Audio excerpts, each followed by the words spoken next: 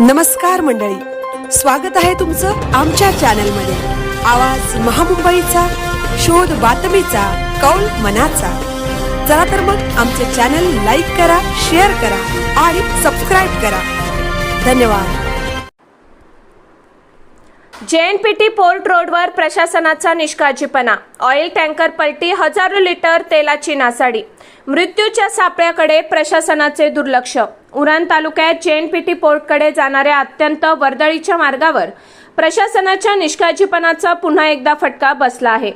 PUP building परिसरात काल सकाळी 10:40 तेलाने भरलेला एक ऑइलचा टँकर अचानक पलटी झाल्याने हजारो लिटर तेल रस्त्यावर सांडले।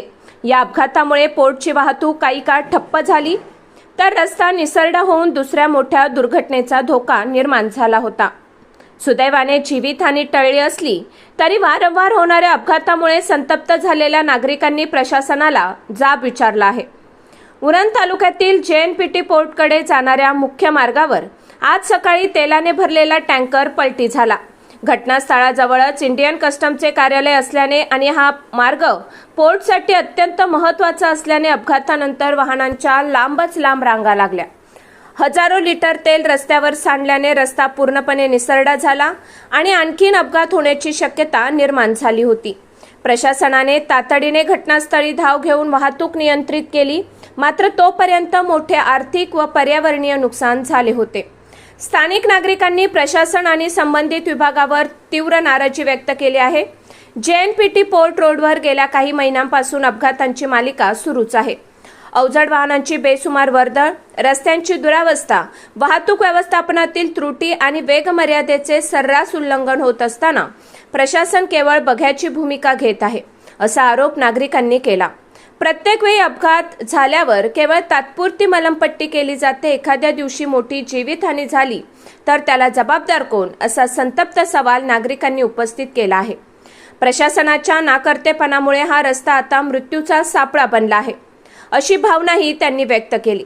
या अपघातात सुदैवाने कोणतीही जीवितहानी झाली नाही, मात्र हजारो लिटर तेल वाया गेल्यामुळे मोठे आर्थिक नुकसान झाले असून तेल रस्त्यावर व गटारात मिसळल्याने पर्यावरणीय धोकाही निर्माण झाला आहे। तेलामुळे रस्ता निसरडा झाल्याने दुचाकीस्वारांसाठी हा मार्ग अधिकच धोकादायक बनला आहे। नागरिकांनी या मार्गावर तातडीने सुरक्षा उपाययोजना राबवण्याची मागणी केली आहे।